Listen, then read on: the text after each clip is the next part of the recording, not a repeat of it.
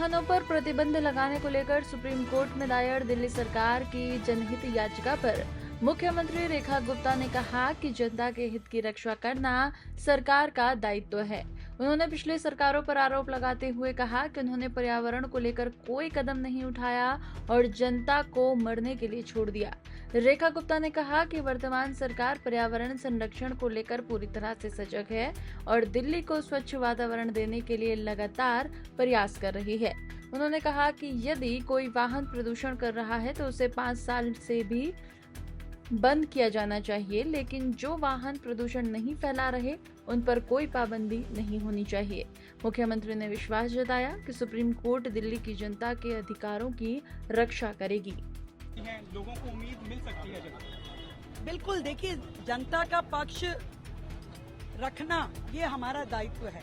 पिछली सरकारों ने पर्यावरण पे कोई काम नहीं किया और जनता को घुटने दिया, मरने दिया कि भी कोर्ट को, एनजीटी को इस तरह के नियम लेकर के आने पड़े कि जिसमें 15 साल और 10 साल की गाड़ियों के ऊपर प्रोहिबिशन लगा।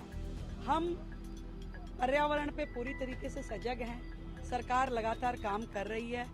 बेहतर एटमॉस्फेयर दिल्ली को देने के हर संभव प्रयास हो रहे हैं। इसलिए हम चाहते हैं कि कोर्ट इस पे संज्ञान ले और जनता, दिल्ली की जनता, देश की राजधानी की जनता, जो पूरे देश में हर एक के लिए नियम है, दिल्ली में भी लगभग वैसे ही नियम चलने चाहिए।